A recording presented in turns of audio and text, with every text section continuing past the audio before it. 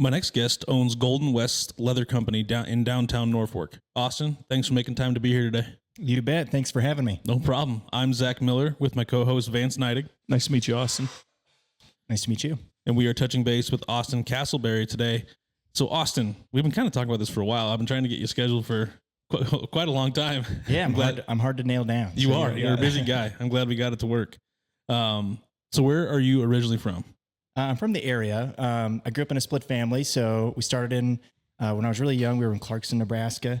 And when my parents split, I moved with my mom here to Norfolk. She was a hairstylist here in the mall. Okay. And I went to elementary school here in Norfolk. So I went to West Side Elementary. And then I went to school up into my 9th grade year. And then I moved to Columbus with my dad and graduated from Columbus Lakeview. But I was always back and forth between Columbus and Norfolk. So definitely from the area is what I tell people, but It's a little complicated. How was Lakeview for you?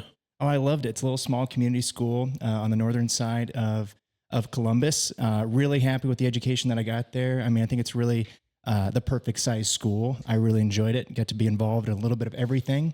And so, yeah, I loved it. It was a good experience for me. Good. What kind of activities or sports or things were you involved in? Oh man, I didn't hit my growth spurt until I was like 23. So I was not an athlete. I did try out, for football in junior high, but I was always the littlest guy on the field. And actually, I remember so little that at one practice, our coach was upset because we weren't using our pads, effectively. We weren't wrapping up on our tackles. So he schemed up this drill that we were just going to line up directly across from each other and just rail our pads into each other, our shoulders into each other, just make, so we can trust our equipment. And I remember I lined up and I'm right across from a guy named Clifford Quamensa. And he was just an amazing athlete, even in 8th grade. I mean, he was just phenomenal. I think he went on to play at Iowa State. Oh, really? Yeah, he's from here in Norfolk. And I lined up across him, and we run at each other full speed, and I break my collarbone. Oh, my gosh. And we were the first ones to go. I was a go-getter. I was first in line, and Trust your pads. Yeah, trust my pads. And I said, I won't say his name because he's still a teacher here, but I said, hey, mister, I think I'm done with this practice. And that was the end of my football career. That'll do it. That'll do it. But throughout high school, I was a speech kid. And didn't get any injuries in that, which was great. No paper cuts. No paper cuts. Okay. Yeah, no sprained ankles. Didn't collapse from locked knees. Right. I was one of those high school kids that thought he was really funny, so I did entertainment speech, and then I participated in several other events too. But I mainly worked throughout high school. I was a kitchen manager at Valentino's in Columbus. Really? Through high school? Through high school. Wow. So I started as a dishwasher, and then a year later, Ken there said, hey, do you want to put the checkered collar on? And I was like, heck yeah. And so moving up in the world. And so I was working almost, not quite full-time, but as close as you can get while in high school. Wow. And also I was super involved in FBLA, which would be Future Business Leaders of America. And really proud of our school in Columbus Lakeview. We had the largest chapter in the state. Really? Yeah. That's kind of cool. Yeah, super cool. So despite having only a little over 300 kids, in our school, we had, I think, when I was there, it was about 180 members. And so really, we had almost 2/3 of the school enrolled in the crazy. FBLA program. So I wish more schools put more emphasis on that. Yeah. A lot of them don't. Yeah, no, it can be a really beneficial thing for students to just go on those Richmond opportunities and networking opportunities, getting opportunities to compete. Like one of the things I competed in was in job interviews. And so, it was kind of a really cool competition that you wouldn't normally get, to showcase different skills that you normally don't get to during the school day. And so, those, career ed programs are really great for kids. It is. That's awesome. The job interview thing would be a great tool to have in your toolbox, right? Yeah, you really had to nail it. So like I got a 99% on my interview feedback, and that still wasn't enough to break into finals. And so it was super competitive. Wow. You really had to be perfect, to move on. But yeah, I mean, it was a great practice, and I'm really grateful for it. They should really put that in a lot more schools, because we read a stat like a month ago or a couple weeks ago where I think 17 or 24% of Gen Zers bring their parents to their job interviews now. Oh, how much percent? 17 or 24. I can't remember. Yeah, it was like 17 or 24%. There's a lot of people into the interview with them. Yeah, no, that's crazy. before I started doing the leather business, I worked in the schools as a career academy director, and I taught career classes as well. And one of the things I told my kids, I said, there's no better time than right now to be this hardest worker in the room, right? And to have those soft skills, because you can really walk in just about anywhere and get a really good job. And if you have those characteristics, you won't have to pay for college, Right. Especially if you want to go into a trades program or et cetera, because these employers, they want you and they're willing to pay for you and whatever it takes to get you there. We're big proponents of trade schools around here or on this podcast. We think it's a great thing. Yeah. So how did you make your decision on Wayne State? Wayne State. So actually I was looking at a few different colleges, and neither of my parents went to college. And so I was concerned about, how I was going to pay for college. So I was considering actually joining the military when I was in my freshman year of high school. I remember on the Army, a recruiter came in, and I filled out a sheet, and they asked, like, on a scale, on the sheet they ask you, like, on a percentage of 0 to 100, how likely are you to join the military? And I think I put 90%, because I was pretty sure that was the only way I was going to be able to pay for school. Right. And I got really fortunate. My senior year, there's a cooperative school scholarship that a counselor gets to choose a student, and I was chosen by our counselor at our school for that scholarship, and so it paid for huge chunk of my tuition. And so I was going to be able to afford college, and I planned to work while I was in college. I was working full time in college, so I graduated with no debt. And so I chose Wayne State because it was an affordable option for what I wanted to do. And it was a good school. I originally went to school for accounting, and I got into the special iPad accounting class.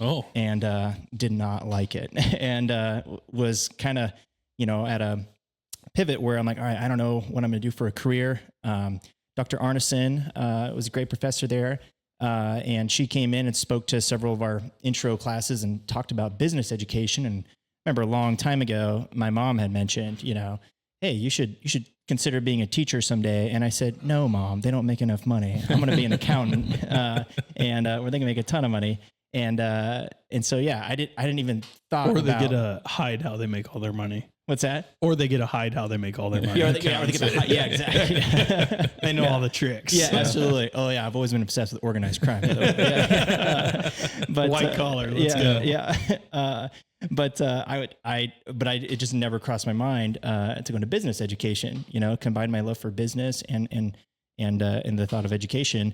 There was a huge need, and there's still a high need for business educators. So if anyone listening has a background in business or finance or tech and wants to get in the education field, we need you all across the country, especially here in Nebraska.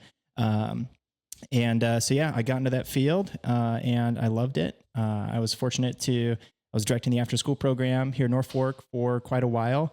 I did that for about 7 years, and I did that while I was in college as well.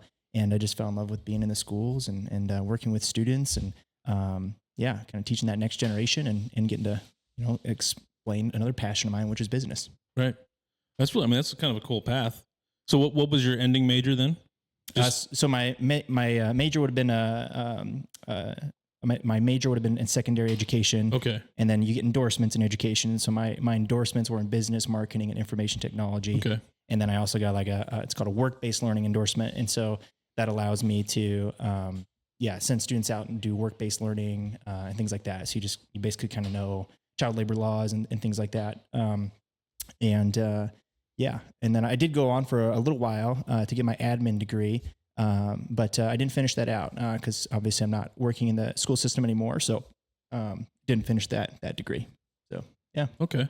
So you worked full time as the director of the after school program during college. That was your full time job. That was my full time job. And then as soon as it was a little crazy because I was dual rolled for about 3 or 4 years in the school district where I was doing my student teaching and also directing the after school program.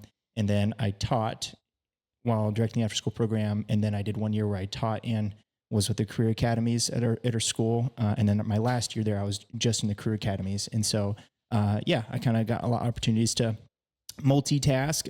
But then the school was really good to me and gave me an opportunity to kind of be solely focused on that last year there. But yeah, as you know, there's a huge shortage in the education field, and so we're always needing people. And so that's not an uncommon thing. There's a lot of people who are taking on multiple roles. And so, You're a busy guy then at that point in time. Yeah. I've always been busy. Always been a really busy guy. Yeah. I hate being caught not doing anything. Right. Yeah. Were you involved much in so you probably weren't really in the teaching side, or were you? Yeah. I had a class for 2 years. So I taught At Norfolk Public? Yep. Okay. Yep. I taught a class called Career Connections. Okay. And that was really exciting. I got to work with another great teacher. Kind of came in and we both worked together really closely and revamped that program. And it's a really stellar program. We had some schools from other parts of the state who were asking, for a curriculum and how we did things. And so, we really revamped that. And it's a really good program now for students, and incorporates a lot more guest speakers and, gives kids more hands-on enrichment opportunities as well. And, go ahead. Yeah. And it's a required class for 8th graders to take. It's also where they do their program or their learning plan for high school. So they pick out, Got you. kind of pre-plan out what classes they're going to take. I think we actually talked to somebody about that class. I think so. Sounds somewhat familiar because I hadn't heard of it at that time. I think we got asked to come in and speak. Oh, really? Yeah. You probably did. Yeah. We didn't turn them down. We were trying to get with them about that again. Yeah. So you created the curriculum. That was the one question I was going to ask on that. So you got to create the curriculum and everything for that? Yeah. So I got curriculum, and there was a lot of stuff in there.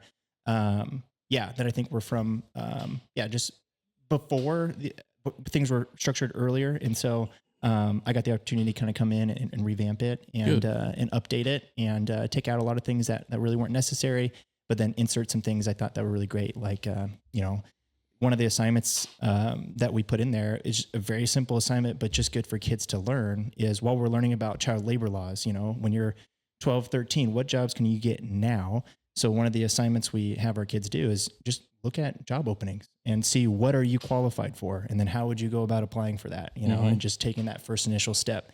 And it was really cool. There, every year I would have at least one kid, they would apply for a job like at Runza, and they would be, a busser, and then eventually, work their way into the kitchen when they, turn 16 or 17. Right. And so it's really cool to see kids actually, oh, wow, I can actually apply for a job now and make a little bit of income.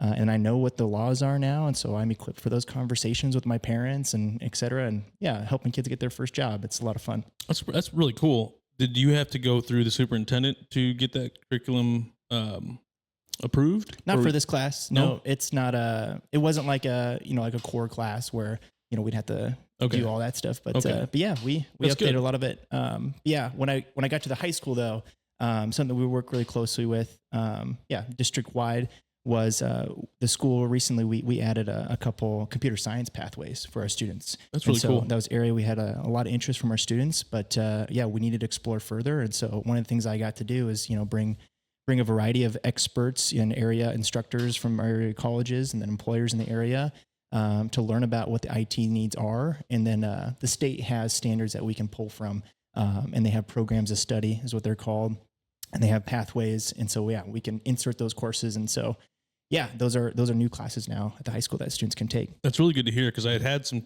older teachers that had told me they were kind of a little upset with how the curriculum changes have gone over the last 5 years, where they don't have as much control over how they teach their class. So it's good to hear that there are some, that are made still here in Norfolk or in Nebraska that people from around here are creating those curriculums. So absolutely. No, teachers still get quite a bit of say in what what's being taught. There's standards that are there, and that's just the reality of the beast, especially in career technical education, which was the area I was in. It's constantly changing, and if you're not changing it, you're going to fall behind.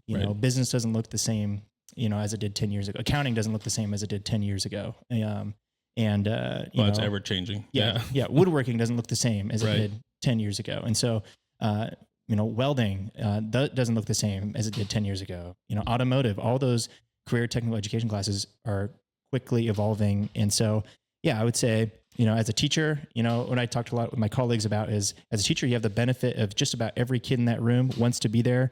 The challenge, or maybe the burden, is that you can't teach the same curriculum for more than a couple of years in a row. You're going to have to continue to change it. And so, there's pros and cons to, that field.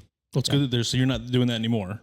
Nope, not working with the school anymore, other than continue to coach speech. Just something I couldn't give up, and I really love. And I have a great group of kids. Our team doubled in size this year, and so And we had a couple kids go to nationals this year. And so it's been a lot of exciting things. And we have a really young team. And so it's really fun to see them grow and evolve and become really serious competitors. Well, it's good to see somebody did step into your role for that and is still trying to, build it and keep it the way you kind of had it, right? Ben Reese stepped into that role, and I think he's been doing a really good job. Oh, did he really? Yeah. Okay, I didn't realize that. That's awesome. Yeah. That's good.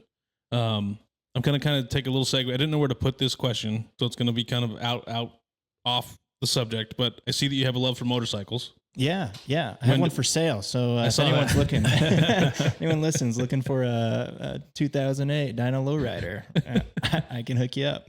So when did that start for you? I noticed, you had an older photo on there. Was that your father?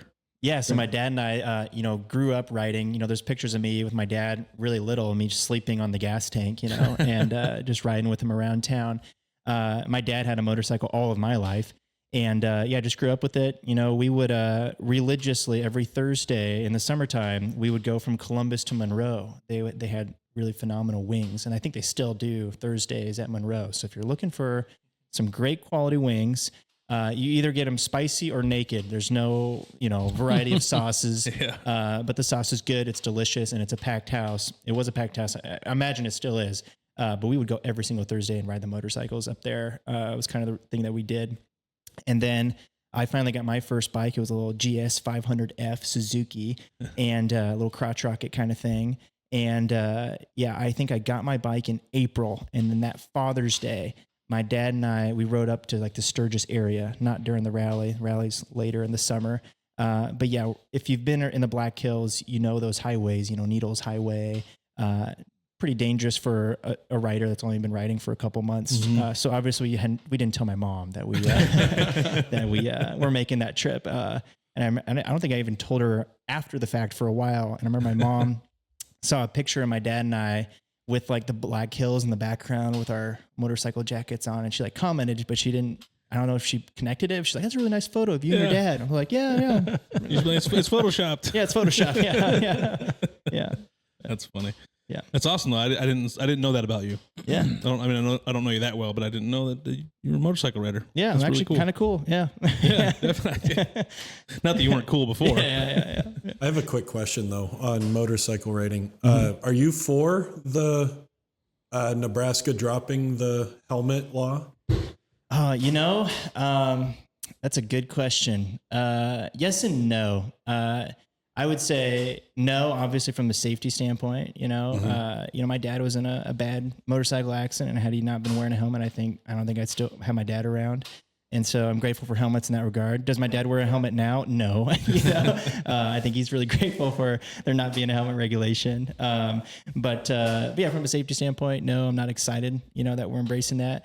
But at the same time, I think every bordering state hasn't had one for a while. He hasn't had one for a while. And I just know, like my dad, you think about Omaha, all those riders there, all that revenue is going over to Iowa. They're just riding basically on the other side of the river is what they're doing. And they're stopping at the bars and the places and et cetera on that side. And it's like, well, we're losing a little bit of, income, sales tax revenue from that. So I think it's a good thing from a tourist standpoint, to keep our riders here in Nebraska. And just hope, I just encourage other people driving just to really watch for motorcyclists. And if you are a motorcycle driver, I mean, I'm preaching to the choir, but you have to drive for everybody else. One thing my dad taught me was like, just assume everybody's an idiot. And I preach defensive driving all the time. Yeah. To all my clients. I'm like, you can't assume everybody's going to stop at a stop sign. Right. Yeah. Things like that. Or just be really good offensively. Or that. Good offense beats good defense. Sure. Sure. Well, I want to know what's your take on the helmet with being in insurance. I like that it's a choice thing. In insurance, I mean, it is what it is. Mm-hmm. We can't, you're not wearing a helmet in the car either. No, yeah. Bad accidents happen. Yeah. But I do like that you have a choice. The people can still wear helmets. It's not like they're saying you can't wear them. Yeah. So, I mean, people have a choice, and if they don't want to wear one, I guess it's up to them. Yeah. That's really my take on it, I guess. Yeah. I wear a helmet. I don't use a windshield. So I have a full face helmet. And so if I didn't have a helmet on or anything on, I would probably not be able to see. That's where I'm at. Like you'd be eating a lot of protein. Eating a lot of bugs. Yeah. Too soft of a face. I couldn't take all the bugs to the face. So I think it shouldn't be a law. I'm 100% on that. Like, I'm fine with anybody do what you want to do, but I'd probably wear a helmet just because I want the shield. Yeah. Like, I need something in front of my face. Yeah. Yeah. Absolutely. Yeah. Good question, Cole. That's the first one you've had in a while. First good question. I had to give him a little crap. Is that a lot of he bad has questions? Yeah. Oh, questions in general. Okay. He has questions. Yeah, No, that's he a lot of has bad- questions. Okay, we'll kind of move on from there. You still working part-time at Fenders? Yeah, every once in a while, I'll pick up like a Saturday and do and bartend, in the evening from time to time. I actually in the mornings now I'm a package handler for FedEx. Oh, really? Yeah, which is honestly, if anyone's starting a business and you're still wanting things like health insurance and good benefits, there's some good places in town such as FedEx where you can get those benefits even as a part-time employee. And so I get that at FedEx where you have to work at least 12 hours a week and I qualify for their, premium free health insurance and all their other benefits and even a 401k and they match it. I think they match, it's like, I think they, like if I contribute 8%, they're pitching an 8. And so yeah, it's a pretty good deal for people just getting started off in business, but maybe you still want to make sure you're setting some aside for retirement, make sure you still got health insurance. And then the family insurance is pretty affordable through them. And so, yeah, if you want to start a business, but the health insurance thing is something you're concerned about, that's an option because my hours are, normally about 4 a.m. until, 8 a.m. at the latest, Right. So is that, I want to ask a quick question. I'm going to piggyback off that health insurance thing and kind of go back to your teaching when you were teaching kids and stuff. Did you speak a lot on don't just look at your dollar per hour and look at your benefits that you're getting, your whole benefit package, because people don't realize, especially now, ever since, affordable healthcare came into like how expensive healthcare really is. Yeah. Like it's insane. People just don't pay attention that, hey, you're not at this place, you may not get it, or this place is fairly cheap, or this place may pay you $1 or $2 more an hour, but what's that going to end up on your health insurance premium on the other side of it? So I didn't know if you guys you guys went into that type of stuff. Oh, absolutely. So we just touched on it in like an 8th grade, but in the high school, they're all required now to take a personal finance class, and so yeah, that's something definitely they touch on, personal finance. So it's now a graduation requirement. And so more kids are getting that now, which I think is really important. We have a lot of families who, they aren't experiencing that generational wealth because they didn't have that, that know-how. And so it takes a couple of generations sometimes for families to create that. And so, I think it's really, really crucial and to have that understanding of, what do benefits really cost and what does healthcare actually cost? One of the things that I'm really proud of that we did was, and maybe you guys were involved in this, I'm not sure, but we partnered with Midwest Bank and we did it was called a reality check. And so every sophomore got to do this reality check experience where you go in, you get, it's kind of like the game of life. So you figure out, you roll the dice, you find out how many kids that you have, how big your family is. You get your occupation. And if you're in a career academy, it's based on the academy that you're in. And so you get your income and you see what your take home is. And then you go table to table to table. And each table represents a different expense in life. So you talk about mortgage, talk about health insurance. And so they're looking at, different premiums and you're looking at groceries. And so kids get a reality check of what do these things actually cost? And so many of the kids are really surprised, on how much cost. And some of the kids are like, well, I need to thank mom and dad for, what they do and what they sacrifice because I had no idea it was this expensive, I did see that. That's a good thing. When did they implement the personal finance class as a graduation requirement? Do you know? Couple years ago now. So pretty recent? Don't quote me on that. Yeah, it's pretty recent. Yeah, it's something that... I've always thought that should have been part of the curriculum even back when I was in high school. Yeah. The challenge, Norfolk were able to do it. The challenge is, when you require a class like that, it becomes really tricky for smaller schools because they might not have the faculty to do that because now all of a sudden every kid needs to take it. It was something that came from the state, as a requirement. And then I believe it was the same legislator that proposed, I'm not sure if it went through because I was out of education before it would have went through. So I guess I haven't, stayed in touch with it, but I think the same legislator, I can't think of his name, also proposed that we also have 1 semester of a computer science class as a graduation requirement. So, which already like Norfolk High School would already meet because we have information technology applications class that every kid takes, and so that wouldn't be an issue. But yeah, I mean, it's good things. It sets a precedent in the state, which I think is good. We just got to make sure that we're being conscientious that not every school is Omaha, Lincoln, Norfolk, Fremont, and Columbus. There's the Columbus Lakeviews, and there's the smaller schools too that may not have the faculty to stretch out that thin. So is that something that could zoom into at like let's say Norfolk's holding the class? Could a rural school zoom into that class and be a part of it, or is that difficult? Perhaps. We did it when I was in high school, so it's possible. Yeah. I mean, we had an ag class, and then we partnered with Stanton. We had an ag class with Norfolk. Like, yeah. So it's possible. And that was 20 years ago. Yeah. Obviously, just not ideal, but definitely possible. That's cool. So going back to FedEx, so you work FedEx mornings, obviously. Yeah. Is that 5 days a week or? 6 days a week. So you're doing it all 6 days? Yeah. Yep. I couldn't get up that early that many days in a row. Yeah. So it'll be early morning tomorrow. So depending on how late we go, it'll be my bedtime. Yeah. Well, we'll try not to keep you too late. That's all right.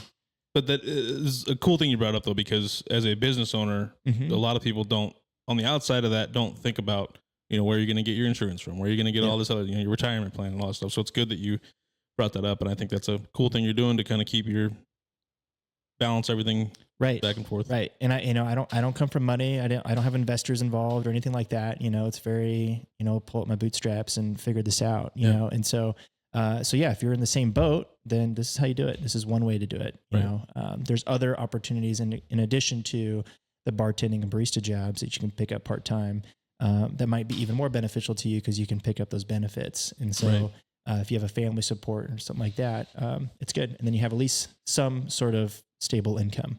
Right. Makes sense. How do you balance everything that you have going on? It is very difficult. I find myself, I'm just always busy and at a fault. I can't sit still. And so, I guess I do kind of set some boundaries for myself. I have set store hours in my business, which is kind of a nice way to set a boundary. Even though I'm normally there outside of those hours, I really try to stick to those hours to try to have a balance. I also, I have a fraternity of men. We have a men's group, so we meet weekly, and so it's just good to have that brotherhood and that spiritual guidance. And faith is a big part of my life, and so that's a big part of keeping in the balance as well. And so having that structure is really important for me. And so try having a structured schedule. And the other way, I guess I have a balance too is I recently read a book called it was the E-Myth. I'm not sure if you're familiar with it. I don't think so. The E-Myth Revisited, because I think it's Matthew or Michael Gerber. I have to Google that, is the author. I know it starts with an M. Matt or Michael Gerber wrote it. The book was originally written in the 80s, and then he revisited it. I'm not sure how recently, but it really changed how I view my business. A big part of it is viewing your small business as if you're going to franchise it someday, regardless if you want to or not. And so something I've been really working on is building systems. And I think that's been helping me keep a balance. So literally I hired myself, I created a daily task list for myself, like you would if you had a coffee shop and you had an opening task list. I made that for myself. And so I have a checklist that I do every day, and I check it off and I sign off on it, even though I'm the sole employee there, so it holds myself accountable. And I kind of have a weekly task list as well. What do I do on Mondays? What do I do on Tuesdays, et cetera? And so having that structure for someone like me is really beneficial and helps me keep balanced. Is it because you can maybe get kind of scatterbrained where you're I want to work on this and then work on this and then work on this? Is that kind of, I'm the same way. Yeah, so absolutely. Yeah. And I still find myself doing that from time to time. And so, the structure really benefits me in that regard. Cause I'm super scattered brained. Yeah. I have a million ideas running in my mind a minute, you know? And so I hear you there. And you just recently got engaged this year, right? Yes, I did. Yeah. Proposed in my backyard in the garden. There you go. And we're getting married at the end of November. We're not messing around. We wanted to get married even sooner. Yeah, in good wisdom, the church has a rule. They like you to have marriage preparations for 6 months, which is good. We wanted to do in 5, but we said, fine, we'll push it back, push it back a month. Right. And so yeah, we're doing our marriage prep right now with actually a new priest in town, Father Vincent Garmache, and he's been really great. He came from Nigeria. And so we'll be actually his first wedding in the United States. Oh, really? Yeah, it's great. So that's kind of cool. We're kind of teaching each other a lot of things, you know. Ceremonies might look a little different. Just between here and Nigeria, we were explaining like the rehearsal dinner to him, and he thought I was talking about the bachelor party. And so I was like, oh, no. yeah, we're just gonna kind of do a rehearsal and walk through things. And so, but yeah, we're really blessed to have him in our community. I think he's gonna bring a new perspective for our community. That's good. Does she help you kind of balance your work and home life too? Yeah. She kind of help with that? Yeah, absolutely. I'm really grateful. Sydney is very, very supportive.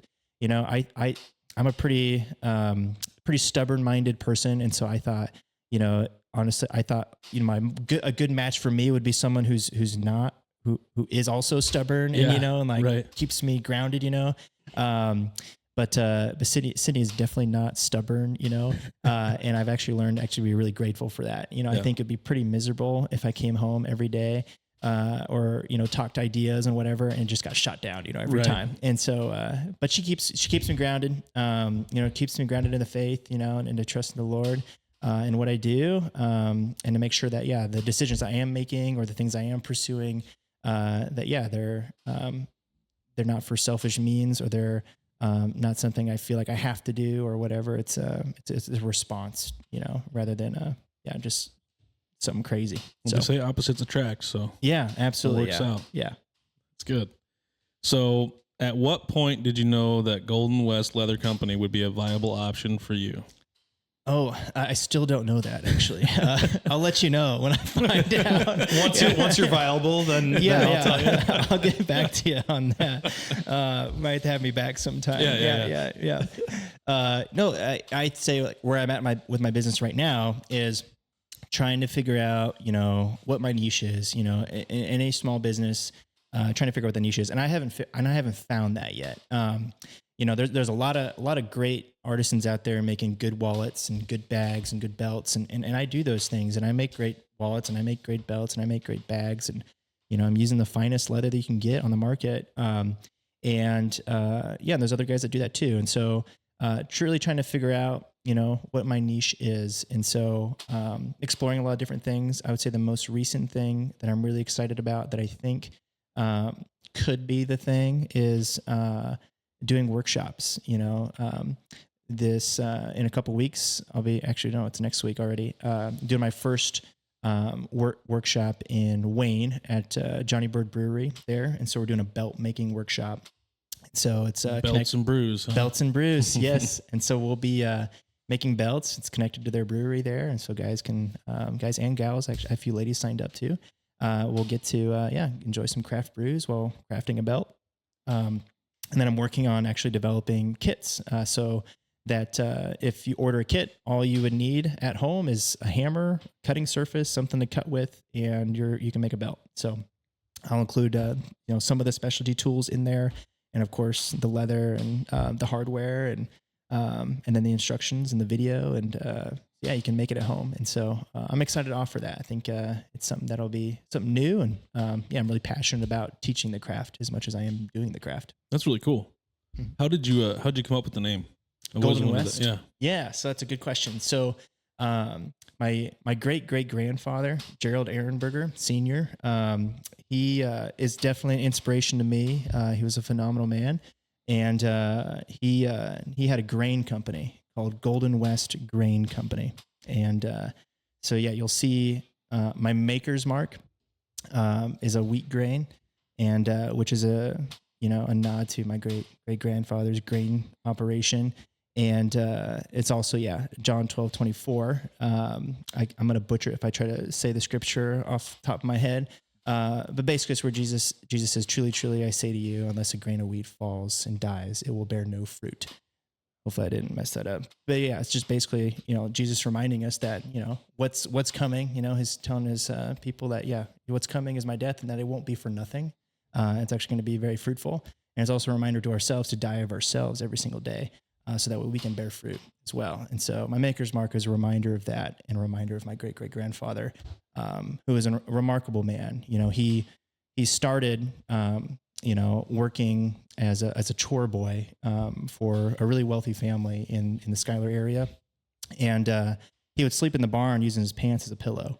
And eventually, the family that he was working for, they hired him as an office boy, their business, which was the Wells Abbott Neiman Flour Mill.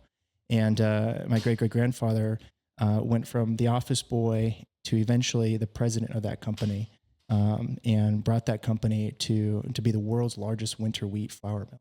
And so they were, producing flour for Puritan flour. So you'd see bags in London and they would say, milled in Schuyler, Nebraska. Wow. And so, but shortly after the Great Depression, a lot of your flour mills went out of business. That's when literally sliced bread started showing up on the shelves and people stopped making bread at home. And so a lot of flour mills went out of business and a lot of people hurt. And so that's when he transitioned into grain storage, and called it Golden West Grain Company. So I thought it sounded cool. That's awesome. I knew there had to be something behind it, but I didn't know the story. Yeah. That's an awesome story. When did you open up shop then? I forget. Oh, I forget too, because I moved around. So I'm inside of Urban Flats, which is a shared business suite in right across the street from the 411 restaurant. If you go there, know where that's at. So I would say this is my third year in that building. And if I'm remembering my timeline correctly, maybe just my second year. I'm drawing a blank. Time goes fast and slow. So I started in kind of the middle. I was the first tenant in there. Because you were downstairs, right? It's downstairs. Yeah. Yep. I was in the smallest room at the start. And then there was a space closer to the front, a little bigger room. And so I scooted up there. And then the upstairs back area where I'm at now, that came available a little over a month ago. And so, or a month ago, that time we're recording this. So then I scooted up there and it has more room. And why I wanted a lot more room. Yeah. Yeah. And so what I wanted more room for was one, I just, to have a little more production capacity.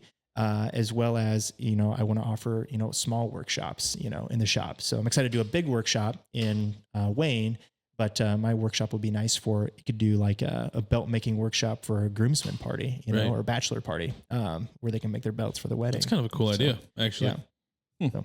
I wondered if you were going to do some workshops up there with the extra space, if that was kind of your goal, obviously, for going up there. Yeah, absolutely. So I got a couple work tables up there, and so hopefully in the fall I will start promoting workshops that folks can sign up for, book an appointment, kind of like you would with the escape rooms, kind of just set up, how many people are coming and what do you want to make, and I'll have a variety of things to choose from. If you want to make a belt or a simple wallet, or I even thought of doing bag making where I might do the sewing for you, but then you'll piece it together.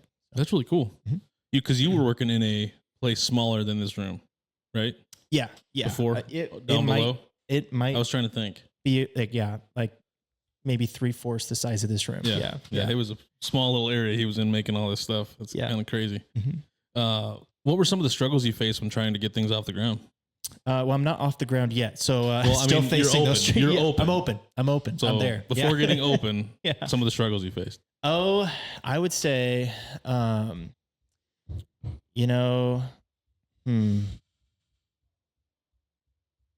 None?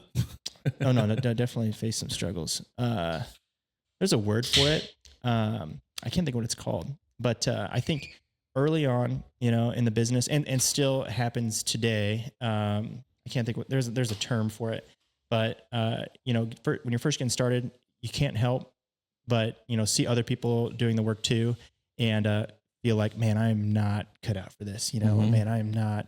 I'm not good enough. Oh, it's I know what word you're thinking of. It's we say it all the time. We used to say it all the time. Oh, it's like I know you're explaining it. I know what it is. Like we're not there yet. Like we should be there, type of thing, or no? Like you don't feel you're good enough. Oh my gosh, there's a word. No, it's like oh man, it's something syndrome, isn't it? It's some syndrome. Couldn't tell you. God dang it. Yeah. Now I'm mad. Yeah. You go ahead. Yeah. I'll keep thinking. Yeah. But I would say that's something, I overcome often, so, I make something, I'm super proud of it. And then I'll see, the leather craftsman community is pretty small. And so we kind of all follow each other. We all kind of know each other. Imposter syndrome. Oh. Yeah. Yeah. I think I struggle with that, especially at the start. And I think it's something that creeps up every once in a while is, man, yeah, like if this guy's, not a millionaire yet, there's no way I'm gonna, get this off the ground. So yeah, I would say that's something I struggle with, but also something I'm ongoingly struggling with is figuring out what my niche is. I haven't figured out what that cash cow is yet, or right. I haven't figured out what is the thing that, Golden West makes that it's known for. And right. so, that's a struggle I'm going through right now. It's like trying to figure out, all right, what is my thing? You make a lot of things. I do make. We'll get into that here in a minute, but yeah, I got a broad portfolio. Yeah. Yeah. So where did your love for leather making come from then? Were you self-taught? Was it? Yeah, self-taught. So it would have been a few years ago. A group of us men, we did Exodus 90. So I don't know if any listeners are familiar with that, but Exodus 90 is a 90-day exercise that has kind of 3 pillars. So there's prayer, fraternity, and then asceticisms. And so those asceticisms are things like you take cold showers, you exercise regularly, you no caffeine, no sugar, no alcohol, and then also like no TV, no social media. And so when you cut out some of those things, end up with a lot of free time. And it was the year of Saint Joseph, and Jesus, we assumed was a carpenter, because Joseph was a carpenter. And so, I wanted to, learn a trade, and, woodworking and metalworking were really expensive to get into. Those are probably the 2 I was like initially interested in. And then I have my great grandparents' Bible. And it's kind of fallen apart. And so I wanted to try to learn how to rebind it. And so kind of went on this rabbit hole researching how to rebind, and I still haven't rebound it actually, but kind of got on the rabbit hole of leather work and started with a little kit from Tandy Leather. They have a little wallet making kit. So all you have to do basically is sew it together. And so I made that, and then I was hooked. And I bought, like a little shoulder of leather, and purchased some patterns online. And then it really, during those 90 days, it was kind of a prayerful exercise. And so there's this monastic practice called ora et labora, which means prayer and work. And so a lot of monks and a lot of religious, they do this practice where they, quite literally, that's all they do throughout their day is they work, they pray, and it's in silence. And so it's just you and the Lord laboring. And so, yeah, oftentimes, I would just kind of picture myself maybe in the room, like with Jesus, like imagine like Joseph would have been in the carpentry shop. And so it was just this great meditative healing time, for me. And so I really grew a love and appreciation for the craft. Which is still a practice I try to do once in a while. We wouldn't have great liquors like chartreuse if it wasn't for ora et labora, so, that's kind of how I fell in love with it. And then finally got good enough where I felt comfortable trying to sell it. And you do a good job. Thank you. And when I started the business, I wasn't dating anyone at the time. And so I thought now is a better time than ever to see if I can make this work into a business. And so, now that I'm getting married, it kind of changes things a little bit. And so, we're exploring some options to make sure we can have a stable income. Cause we don't want to, put off having a family right away. So we're open to life right away. And, we're exploring some options right now. I got a few offers on the table, and, we'll see what the next steps are. Yeah. Definitely could stay a good side business too. Right? Absolutely. If you are getting out of it, or however you want to say that, but yeah. So you offer many handmade items from your shop. You even made my mother a beautiful person wallet. You made me a watch band that I'm not currently wearing because I was working out today. I don't wear it when I work out. You told me I could, but I always feel like I'm going to break it. Yeah. Well, I already brought it to you once because I popped the thing off. Yeah. But I wear it when I work and stuff. But I saw that you recently made Danny over at 411 a pair of shoes as well. Yeah. So you kind of just dabble in a lot of different things. Just about everything. I would say the area I offer is like everyday carry goods, or everyday goods. So the things that you wear every day or use every day. those are the items that I make. So your bags, belts, wallets, your watch straps.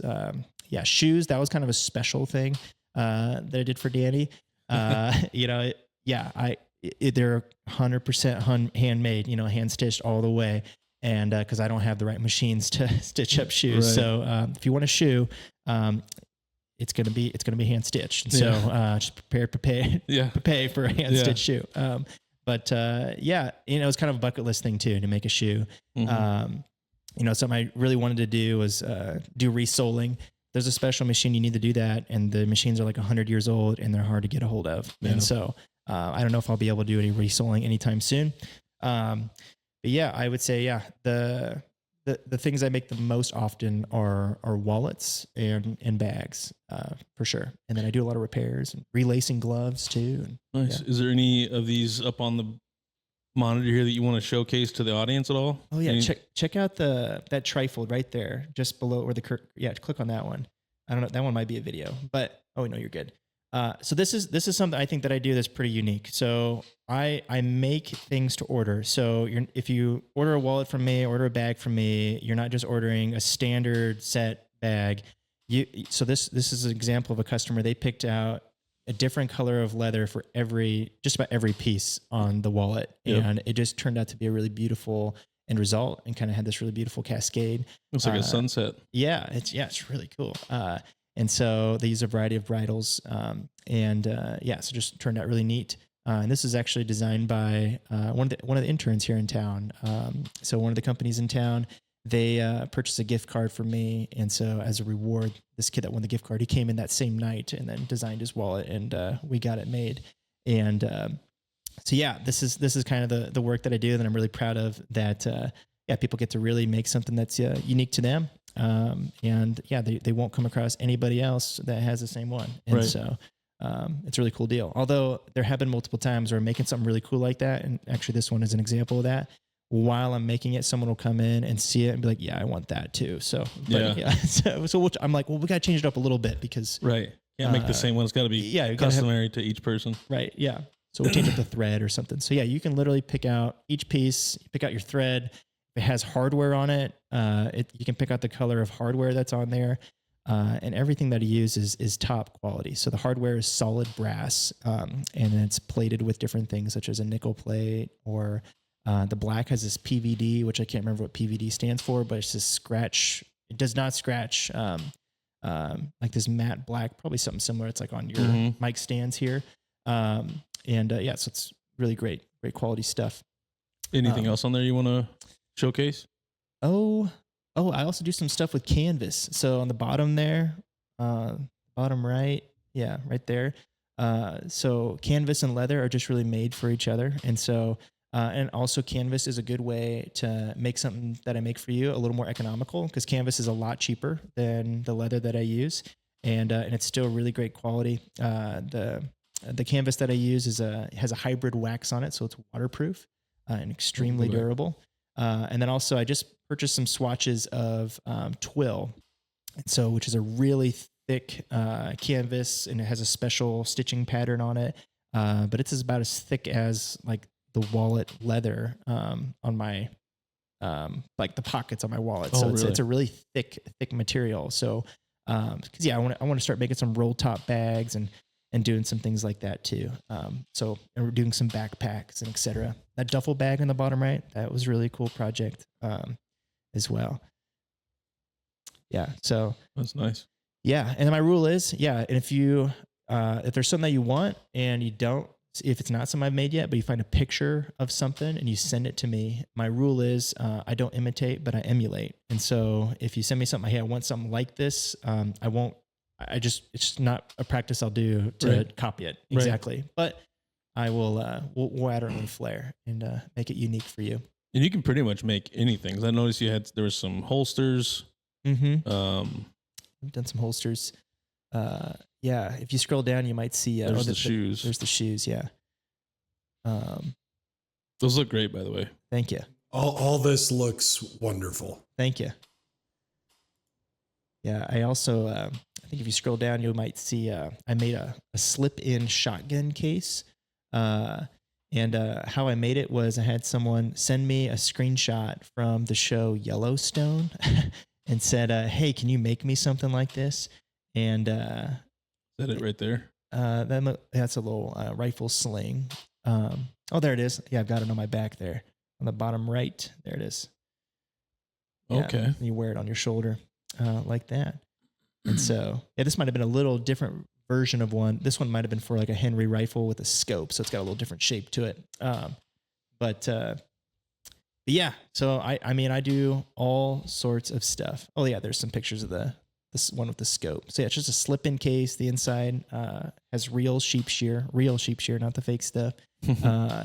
Yeah, solid brass hardware, built to last forever.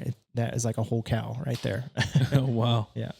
So what is like your favorite thing to make?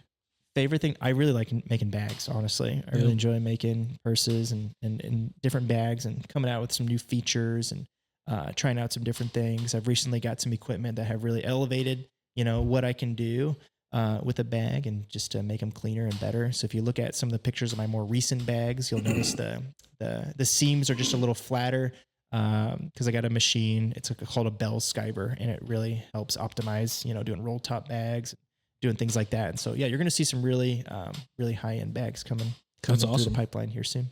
What's your favorite piece that you've made? Favorite piece that I've made? And is there a picture of it that you know of? Good question. Oh, those are pretty cool. That's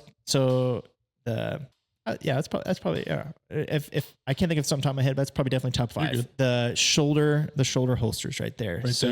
And this was a custom order. I had never made one before. Customer came in, and the first time that I made it, I'm gonna need your firearm for a few days so I can get this sized right. And I was fortunate to have someone who trusted me to put this together.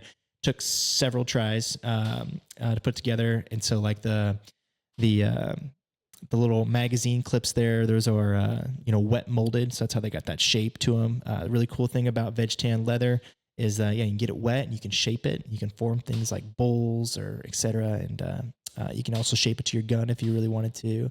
And so yeah, that was probably top 5. Favorite thing that I made. It's got the quick release there. Holsters are a lot of fun. They're really stressful to make, honestly, because it's it's kind of a higher ticket item, and it has to fit, Right. And so if it doesn't fit, there's like no way to fix it. You just got to redo it. And so it's pretty stressful. I've been 10 for 10 so far on the holsters. I haven't had one that doesn't fit yet. I did have one guy. He was like one of my first guys I brought in a shoulder holster. He brought his back, and we added like some extra loops that loop into your belt. So because he wears his on the motorcycle, and so he's out riding, so he doesn't want it to like go back under his armpit. So we added some little straps on there, so then it stays up forward. He's been really happy with those. It's hard to say what's my favorite. Everything's special in its own way. Those remind me of the old mobster days. Oh yeah, yeah. I told you I like organized crime. Yeah, so, yeah. That's great. Yeah. What's the average time you put in making a custom piece, or all the custom pieces? Like the average time? Oh, I would say minimum for a custom piece, such as like a wallet, is going to be 2 to 3 hours. Okay. Depending on how crazy it is. Because like with my wallets, for example, those are all hand stitched, and so that's a lot of time. And I saddle stitch it, so it's stitched both ways all the way, and so it's a really strong stitch, but it takes a long time. And so I've gotten faster, of course. I would say, and then my bags are a similar amount of time, even though it's a bigger project. Those are machine stitched, and so but still, there's just a lot more pieces putting that together. So I would say, on the minimum end is 2 to 3 hours. Something like a gun case, that's like a 16-hour project. Just kind of depends on the project. But I would say most on average are 2 to 3 hours. What's the longest you spent on one project? Probably the first shotgun case that I made. Yeah. That was, I think I set aside a week for that. It was the first time I ever did it. And I was going off a picture and drawing out a pattern for that. I'm like, how do I find paper big enough for this, And so, and decided to break it into 3 parts because it was longer than the cowhide. And so it was a tricky project. And I took it really, really slow, and a lot of little parts. And, I think I set aside about a week for that. And now I do, my gun cases. It's like a 3-day project now. I'm not because you kind of have the process down. Yeah. So Yeah. I don't spend 3 full days doing it, but I know I need to glue on this day, let it sit. And, so the straps and stuff are pretty much a day of its own. And so It's probably something you don't want to you can't really like fix it if you mess it up, can you? You have to kind of start all over. So that's the thing about a lot of things I make, other than like a holster where it needs to be fitted. Just about everything I make is repairable, and which I think is just so needed in the products today. There's so many things that we make today that are just trash when they're broken, and so everything that I make is not it's built to last. But if something were to happen, I can fix it, and so it's repairable. And I stand by everything I make. So if anything goes wrong, if I can't fix it, I'll replace it. And so, because I can attest to that. Yeah. And so I can, I want a product that's going to last a long time. That's kind of why another reason I got into this market is, there's, I don't know if you guys are familiar with fast fashion. It's just a horrendous industry.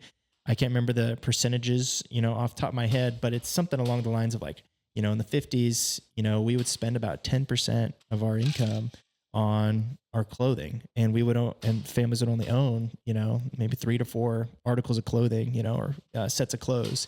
And today we spend about 3% of our income, and we own hundreds of pairs of shoes and shirts, so the industry has changed a lot, and consumerism has changed a lot. And so I'm just trying to break that mold a little bit and make something that's built to last and last a lifetime. And the type of leather that I use, it looks better over time. So right. I have noticed that one, especially on my watch band, that it just kind of looks has a little more sheen to it now. And it's kind of cool how that transforms. Yeah, it's called patina. Yeah, yeah, patina is what we call that. Yeah, that's really cool. Mm-hmm. How many attempts do you need at making something new before you perfect it? I'm a pretty quick learner, so. But there have been really simple things, like just recently, my most recent post, if you go back to the top, I made these little AirTag keychains, and looks super simple. Okay. It looks like really, really simple. That took me like 6 tries to get it right. What was causing you fits? Well, so I wanted the AirTag, and part of it's because I'm a perfectionist. I wanted the AirTag to just fit just perfect. So then it was just like the perfect circle, and it tucked in. And so I wanted to really get it sit in there right. And then also, and I had it pretty close on the second try. So there was just kind of some minor things that I wanted to change along the way. Like the length of that top little strap is like a thing I had to change. The little loop that strap is going through just above the hole there. My first rendition, that hole was too close to the circle. And so it just took several tries. But I would say I've gotten to a point now, if it's something I'm familiar with, I would say like 3 tries, I can get it. And I've also learned to make things out of paper before you make them out of leather, because the paper's cheap. Right. Right. But oftentimes, you don't really learn it fully until you make it out of leather. But right. You want to get pretty close with the paper. That's cool. Mm-hmm. Where are you getting most of your supplies from? Is it kind of local? Is it more like, is there only certain places you can get the leather from? I wish there was a local tannery. I think it'd be really cool. And what's cool is, leather is a byproduct. No animals harvested for their leather. So with the meat manufacturing that we have in the area, I'm afraid, I don't know where those hides go. I fear that they're probably wasted. So it'd be cool to see a tannery in the area, but there's not. So, but I do pride myself on, American made and American hides. And so, I work with or a few different tanneries. The primary tannery that you'll see me work with is Wickett and Craig, which would be like the leather that your watch was made from. And Wickett and Craig is the oldest tannery that I work with. They started in 1867. They're up in Curwensville, Pennsylvania, up in the middle of the Appalachian Mountains, about an hour and a half from where my grandpa lives. My grandpa lives up in a cabin up in the mountains in Pennsylvania, all by himself. And and so the leathers that I use from there, I use English bridles and traditional harness leather from there, which are common for vegetable tan leathers. So vegetable tan just basically means that vegetables are used in the tanning process. It's all natural. And so the tanning is using typically it's tree bark tannins, different tannins from tree barks. And so these tanneries will vary in their proprietary blends of tannins, so tree barks. So like Wickett and Craig, they use a blend of tree barks, and I know like one of the ingredients might be like hemlock because that's really common in that area in the Appalachian Mountains. And then another tannery I work with in St. Louis is called Herman Oak, and so they use a lot of oak tannins because there's a whole lot of oak trees in the Ozarks, and so they're using oak for their tannins. And just kind of like wine, you know, depending on the climate and the grape variety that you might use or the bark variety you might use, it's going to have differing results in the leather that maybe are only noticeable to the leather craftsman. But if I brought you in my shop, I'll show you, you know, a Herman Oak English bridle and then a Wickett and Craig English bridle. And what you'll notice is each leather has different purposes. I think Herman Oak is really great for saddle making. It's a hard English bridle.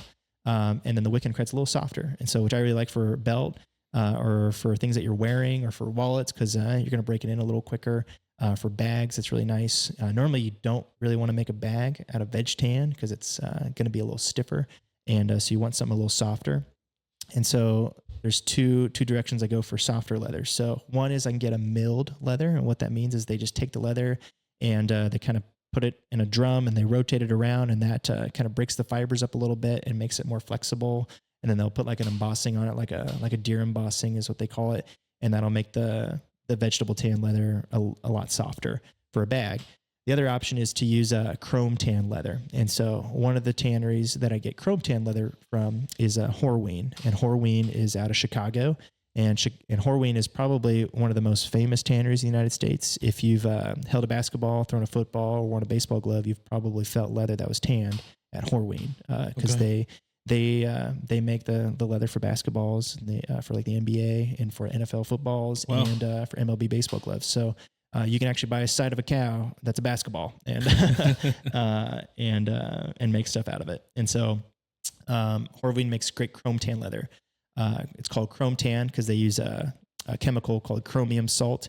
And so, it's a much quicker production time. So the leather oftentimes is a lot cheaper. Horween is, they veg tan and chrome tanned it. It's kind of a complicated process. So it's still not cheaper at Horween.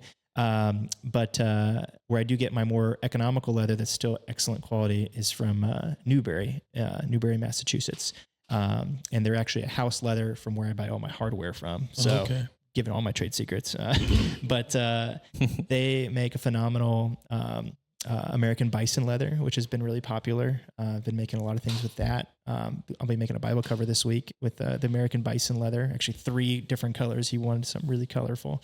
And that's really, really pretty. And it's got a really nice texture to it. But they also have a Crazy Horse, which is a really common tannery. If you've bought boots, a lot of work boots are the tannage style is called Crazy Horse. And like Thorogood boots would be a lot of their boots are like a Crazy Horse tannage style. They've just got a great variety of chrome tan leathers. And so I've got something for everybody. But I'm using the finest stuff. And so I can tell that from the stuff that we've bought from you and just going in the shop and checking the stuff out that you have. So I can definitely see that. Mm-hmm. Do you have to do much to the leather once you receive it, or is it kind of ready to go for what you need to do?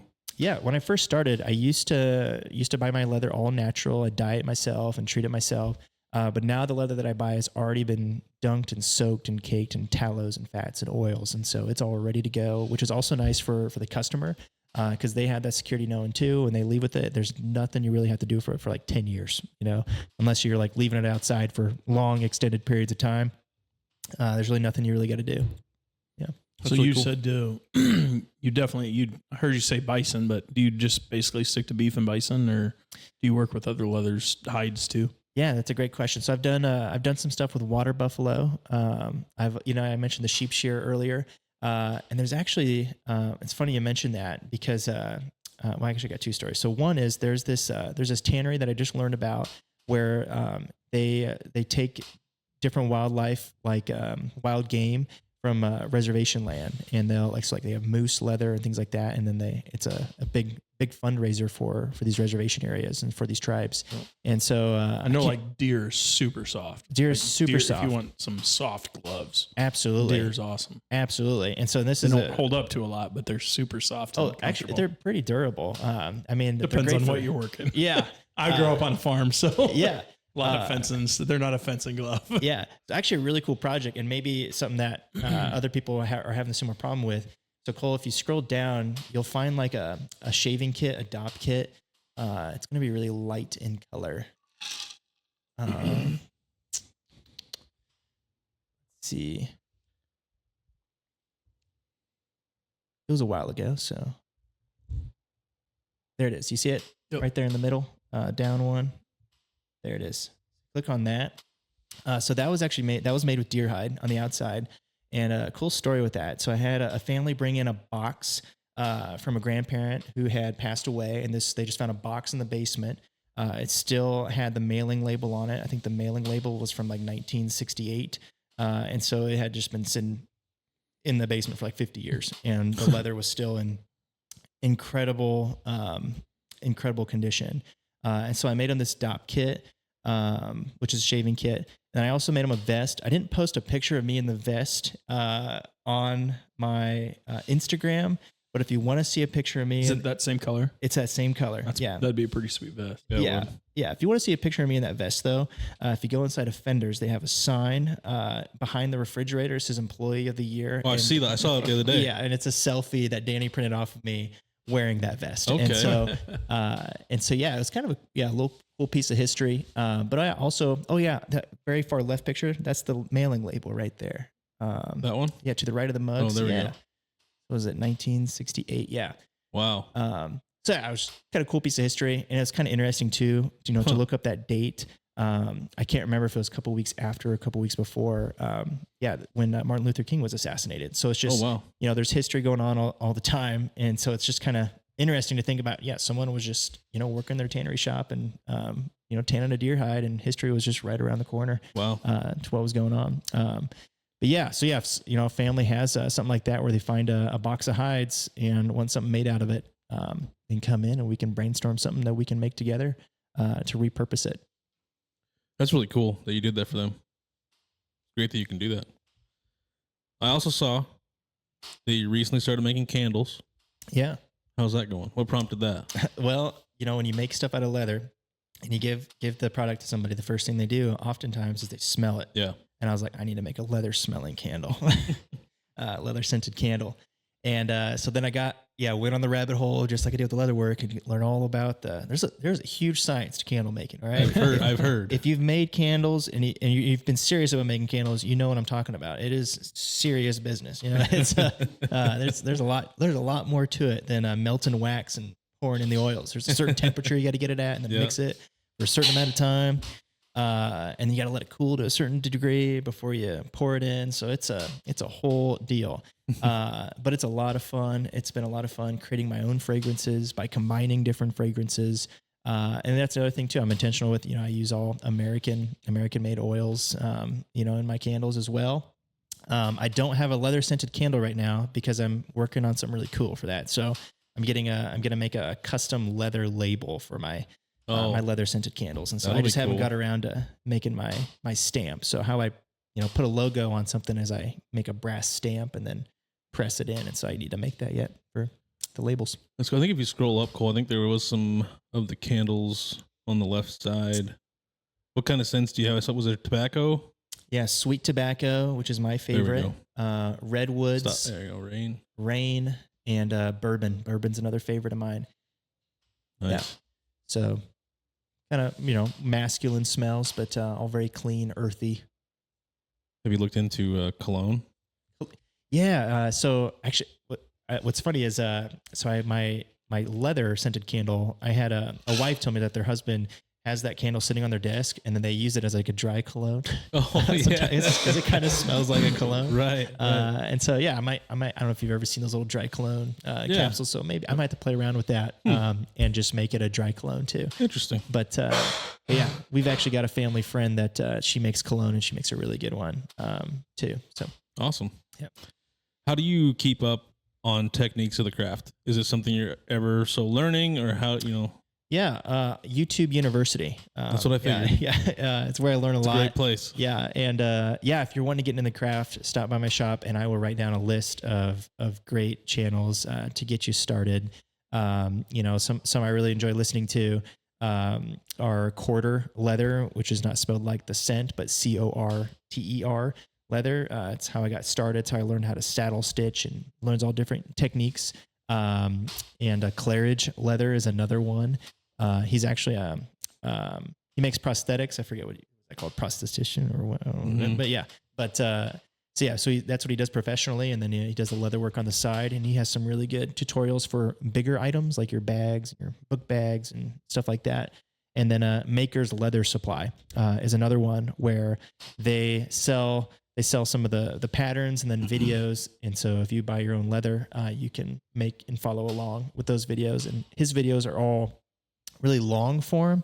So like he doesn't like cut it at all. So he just walks through. So it's like a 3-hour long video, you're just following along as he goes. But those are three, if you want to get into it and learn the trade as well, that I recommend too. But a lot of it's self-taught and just trying different things. Or don't learn and just come and get something from you, right? Yeah. Or follow my YouTube channel, and I'll be contributing to that community too. Yeah. That's really cool. Yeah. So I didn't know a whole lot about leather making. So those are the questions I had about the store. Is there anything else about your store that you want to kind of get out to the people that I maybe missed? I think we pretty much covered it. The big thing is workshops are coming, and that's an exciting thing. So when is that one? Workshops. So my first workshop is going to be August 2nd, Friday. August 2nd, okay. Yep. And so, I've only got about half the tickets left. So if that's something you're wanting, I'm not sure when in this Wayne. Yep. It'll come out Thursday. It'll come out Thursday. Okay, great. Thursday. So so hopefully we're not sold out of tickets. So if it's something that sounds of interest to you, get on there right away and where can they go get those? If you go on goldenwestleather.com and then you go to workshops, and it's the only workshop listed right now.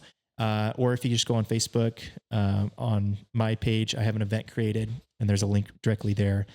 Or the link in my bio. It's the first link in my bio right now. And so try to make it really easy to find. And I'll be posting about it pretty regularly. And so encourage you to follow me on Instagram or Facebook. And that's the best way to be in the loop about upcoming workshops. And so, and how you might be able to book appointment. Hopefully in the fall is when I'll start offering workshops, mini workshops in the shop where you can sign up for one on your own. That's cool. I'd definitely love to. I can't make the one on the 2nd. I was kind of sad. That's when we're doing. We got another event going on. That day, but I definitely I wanted to get to that one, but I'll hit one of them up. Absolutely. Eventually. Yeah. Seems like kind of a cool, after just being in your shop and seeing how you do things, it kind of looked like a cool thing to try. Oh yeah. I think it'll be a lot of fun. And I'm hoping a lot of people will benefit from it, and I can spread the craft a little more. And I guess the other thing I want to get out to people too is that, what I do is made to order. And so, you can come to me with about any project, any idea right now, because I'm still trying to figure out what my niche is. So now is a good time to talk to a custom leather craftsman who's kind of willing to try it all. But and then also for corporate gifts and things like that, I'm able to stamp on logos and do things at quantity discounts. And if you're a boutique, I also, now that I'm in a bigger space, I have the capacity to do some things at wholesale at the right quantities. And so if you're a retailer and you're familiar with Fair is like an online marketplace for retailers to find brands to get things at wholesale. I'm now on Fair. And so if you click the link in my bio where it says wholesale, it'll take you directly there. And so, if you want to carry some of my product in your store, that's a good way to get that. And because Fair is kind of limited on how many things you can have listed. If you're wanting other colors than I have listed on Fair, just reach out to me and we'll get you set up with something unique to your store. Have you done much on the side of companies reaching out to you for like promotional items, like a bunch of promotional items? Yeah, a little bit. Like coasters, like you can kind of see on there. Yeah. I did a bunch of those. Coasters, I saw you said it had some koozies and stuff. Yeah, some koozies. And those have been really cool. And what I tell people is a lot of promotional things that we hand out end up in the trash. And so if you give them some made out of leather, it's going to be their new favorite koozie. It's going to be their new favorite, coaster. And so, it's going to have a lot more touches. The price per view is going to actually probably be less over time, even though the cost per item initially is probably going to be a lot more than, something made out of plastic. And it's it's just something unique, something cool, especially in our area with a lot of farmers. They really appreciate good quality leather. And Definitely. then I had one more question on you did your first shoe. Mm-hmm. When are you going to do your first boots? Oh, my first boot. Hand stitching a boot is a whole other thing. I'll have to make a last. And so last is like kind of like a mold of a foot. And You're not looking to do that anytime soon? Not super. It's on my bucket list, Yeah. a boot and a saddle are on my, Oh yeah, I was gonna say saddle is the other thing. Like saddle, that's a whole. yeah. I mean, custom saddles, that's a big market. I mean, Yeah. People pay really good money for a good custom saddle. They'll pay really good money for a good custom boot though too. So Yeah. It's an interesting market to get into, for sure. But it's like a whole other skill set. you Yeah. know? I just didn't know if you dabbled in that a little bit or thought about it or.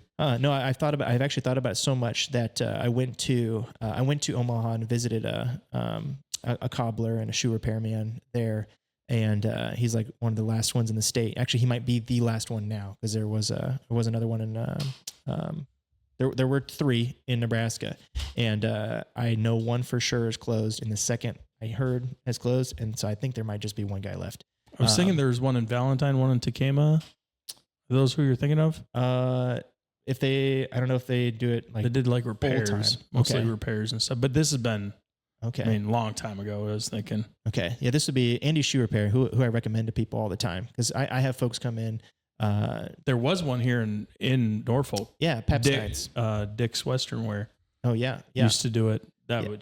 I was in high school, I think, when they maybe closed. I don't know. It's been a long time. Yeah. No, I've had people. I think Papstein was the last name. If I could be wrong on that, but I'm pretty sure. Yeah, it's a name I've heard several times. And I think there used to be a saddle maker too. Actually, the guys from Glass Edge, they have a saddle in their Oh, facility really? that was made by that guy.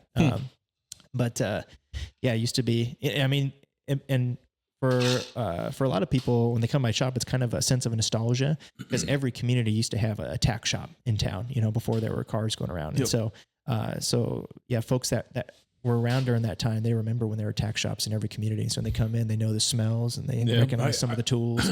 I grew up in the ag world, so I love leather shops and any Western style. Like you can smell. Leather smells great. Yeah, It does. Mm-hmm. You walk into a shop and you're in a whole new place. Yeah. It's crazy. Yeah. That's why I sell the smell. Yeah. It's great. Any other questions on the leather shop at all that you wanted to get into? Good. Okay. A couple last questions, then we're going to get to our ending questions that we ask everybody. Okay. So being an entrepreneur can be tough at times. Mm-hmm. What would you like to say to any young people out there that are wanting to start their own business? Yeah, I would say if you want to start your own business, you need to have a good community around you. And what's really great about Norfolk is I think they're working really hard to build that ecosystem for young entrepreneurs. Like the Intersect, I know they're hosting coffee every Wednesday. And that's just a good place. It doesn't cost you anything to go. You just show up and then you get to network with other people who are also trying to start up the business. And I would say if you're not going or haven't gone, I encourage you to go because I think, people like myself are wanting to meet those other people because, as a person who's a startup or entrepreneur, you just have kind of a different head on your shoulders and you can sometimes feel like you're on an island. And so it's just really great to be around people who are super supportive, who are willing to hear out your ideas, who are willing to pull out a napkin and jot, scribe different things, out, that are really great. And it's just really great to find those people. And actually, funny story. When I visited Singapore and I went disc golfing in Singapore. Disc golf is not popular in Singapore, but there is a small group of people really trying to get it started. And so this pop-up course, I met some people there, and I just hit it off with this guy, and we were hanging out, and we spent like 4 hours plus just sitting. And we came up like 3 business plans just sitting out together because when you meet another entrepreneur or someone that's entrepreneurial minded like that, you'll just really click. And so if you're missing that, and you want to, be around those people, then I think Intersect is maybe a good starting point. So find community, and find people around you who are going to support you.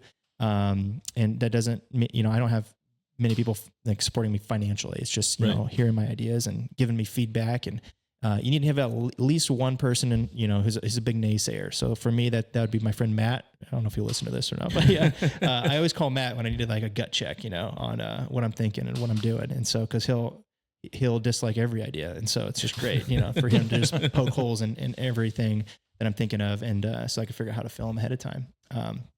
Yeah, and I would just say too, just to get started, and if you are someone like I was, and you're like maybe not dating anyone or whatever, and you're working a full-time job, and you want to make the leap, that's a good time to do it. Yep. But yeah, I also think that your family comes first, and so don't sacrifice your family, to start a business. But because there are sacrifices you have to make to start a business, but your family is not one that should be sacrificed for sure. So it's also one of those things that you pick the right partner, and it's a partner. Yeah. I mean that's kind of one we talk about that a lot on here. Mm-hmm. We've had some great guests that have had great partners. Yeah, and what they've been entrepreneurial in, kind of getting that going, and so you got to pick the right person. That's going to help you out on that way. Yeah, definitely. Do you have any other business aspirations at this time?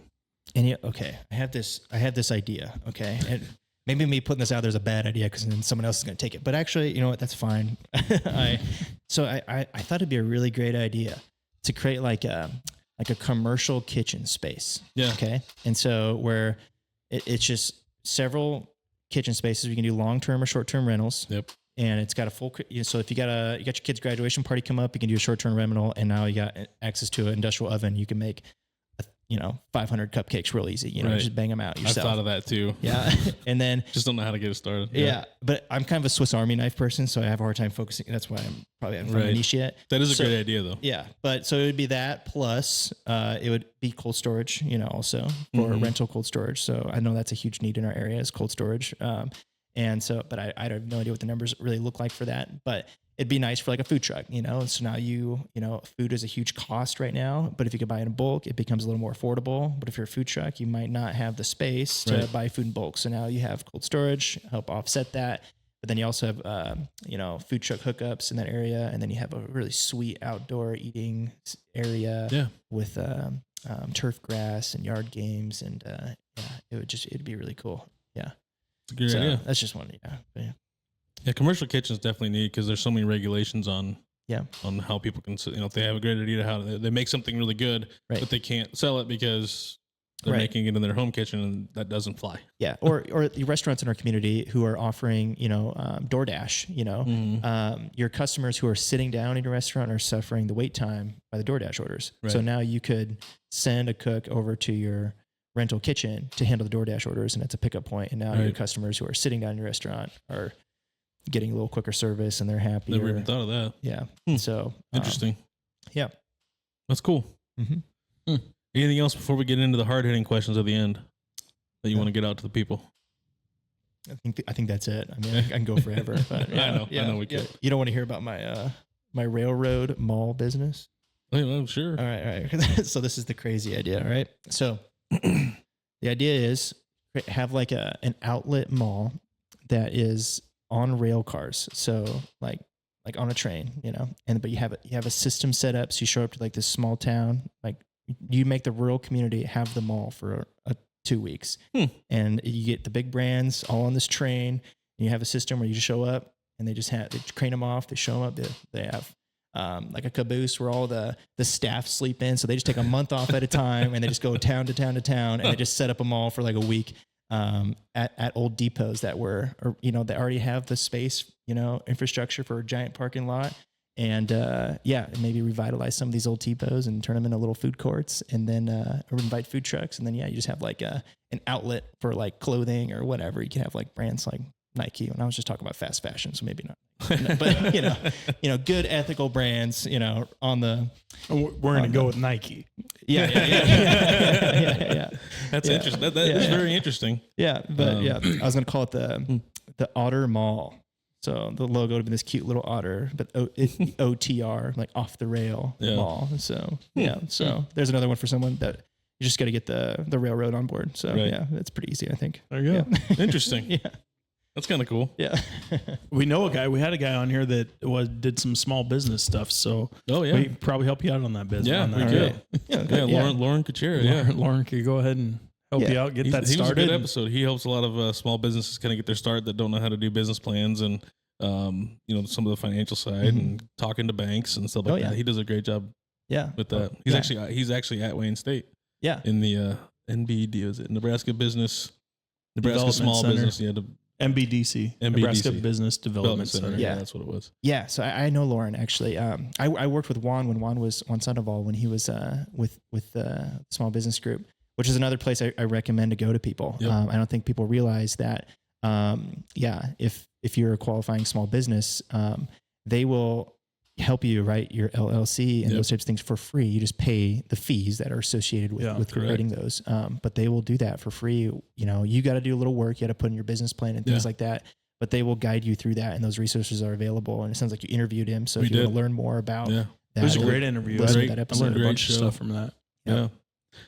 All right, so we're gonna get into our questions that we kind of ask everybody, at least this year anyway. We'll have to change these next year, but with it being an election year, how do you feel about where the state of our country is right now, and do you feel that we are being well represented at the federal and state levels? Oh wow, which is kind of a tricky time right in the last couple of weeks, but yeah, I think it's been the wildest last 2 weeks of my life. Yes, yeah, I remember. I think if you've been paying attention, you don't think that things are crazy right now. Then I don't know where you've been. It's the times are absolutely crazy.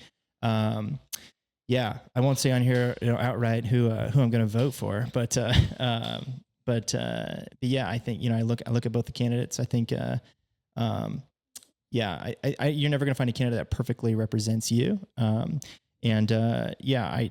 I look at what's going on, and it makes me really fearful. There's a lot of divisiveness going on, but I would say a good thing for when you're picking between the two candidates right now, and I guess we don't know who the second candidate is really going to be yet. I have an idea. But I would say I would just take a good hard look at how the past 3.5 years been, and then how were the 4 years prior, because you get the opportunity really.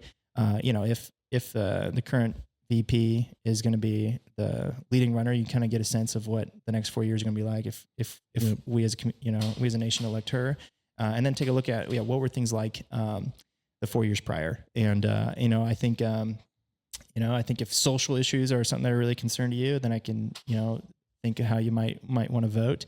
Depending on where you lean on those social issues, a lot of the mainstream social issues, like I just don't agree with. A big part of my Catholic faith. And so, I definitely lean one way over the other. But for me as a citizen, I'm more concerned about foreign policy right now. I think about, starting a family, and, is our country going to be in the war? Luckily I'm out of the age where I can get drafted for now. You look at countries like Ukraine, they just kept raising the drafting age. Literally grabbing them off the streets. Yeah. Like they're driving around, grabbing them off the streets. They were debating on raising the age here too, and then implementing it. So who knows? There was also discussion on, women being in the draft, which, I had women in our family who served in the military, and know some really great police officers who are women. But also there's like this concern that gosh, where have we come as a nation? It's pretty despicable that we are putting women in a position where they have to put a bullet in, take a bullet for us. I would never want my fiance to take a bullet for me. I wouldn't want mine to either. I don't know if my wife would even know the first thing to do if she was drafted, to be honest with you. I don't think we should send our daughters to war, and I hope we never have to send our sons to war, but it's the honorable thing to do as a man, to protect your family. I guess, I'm more concerned about foreign policy. I'm more concerned about economics. And that's really what's going to govern my voting choice. I'm going to vote, even though I don't love all the candidates. I'm going to vote regardless. It's my civil responsibility, and I think everybody ought to do the same. There's not going to be a perfect candidate. You're not going to find someone that, best represents you. And to answer your question, do you feel like we're being represented well? I would say no, but have we ever been? So, yeah, it's true. That's true. Yeah. That's true. Yeah. Do you feel We're trying to make us be like our goal? Our goal is is to to get be- to where we can be well Absolutely. represented. Absolutely. I would say, we ought to pay more close attention to our local politics and our state politics. And the federal is important too.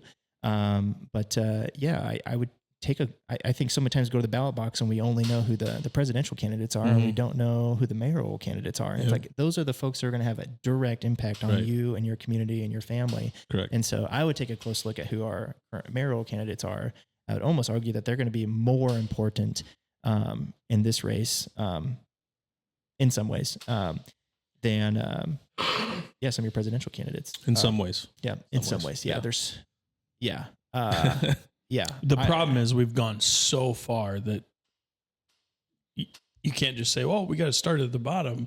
Yeah, because we've abdicated that for so long that now we're all the way up there. It's a problem. So we kind of got to work our way back a little bit. We can still start at the bottom. Yeah, but we got to be on both sides on this. And that is part of the reason why we invited all the candidates for city council, mayor, even legislature to come on this podcast, so everybody in the local community could see what each candidate was about and learn more about them. So, and I had a good conversation with everybody and didn't.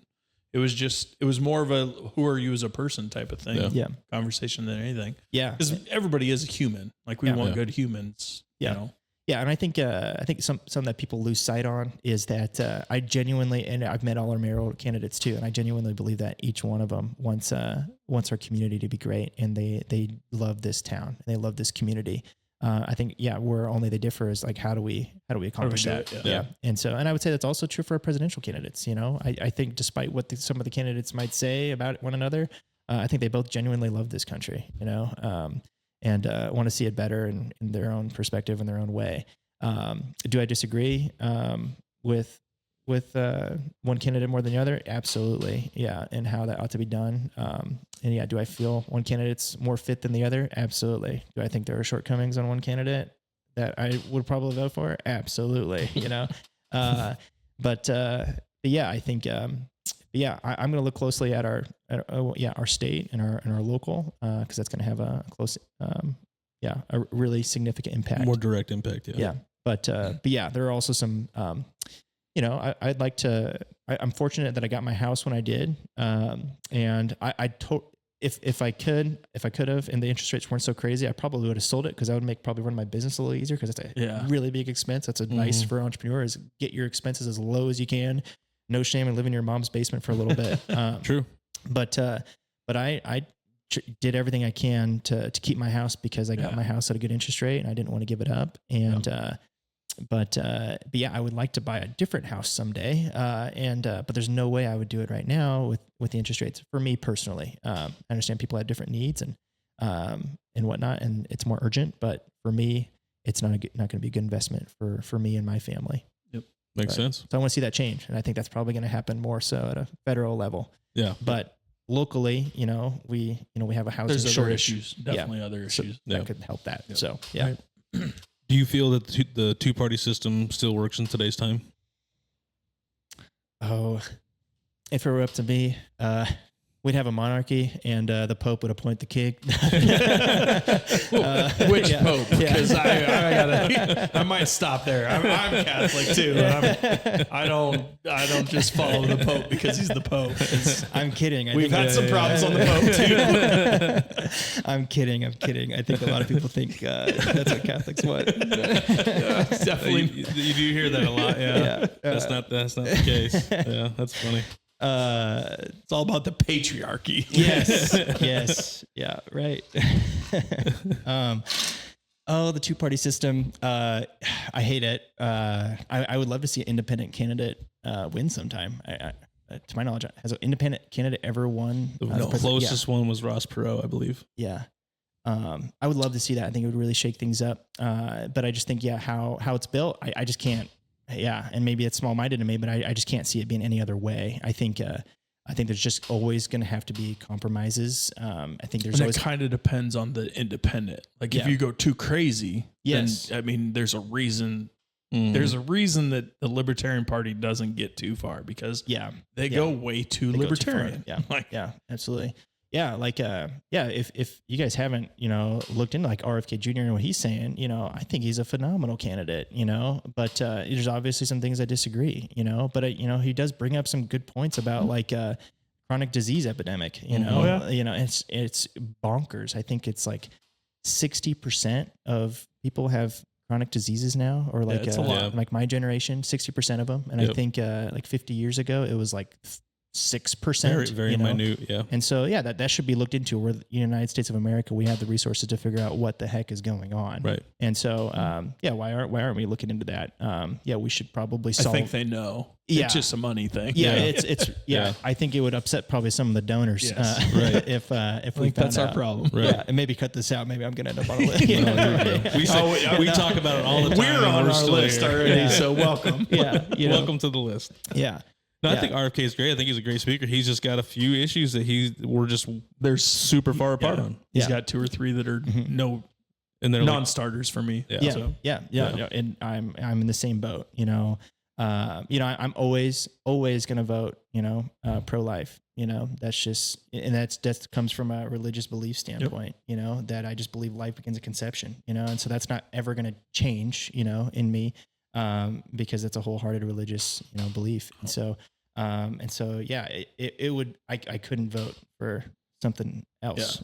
Because it wouldn't sit right. With my soul. So the one thing I like, just bringing this up when you're talking about RFK, and like there's a couple that are non-starters for me, but and going into the 2-party system, I think it would be awesome if we could.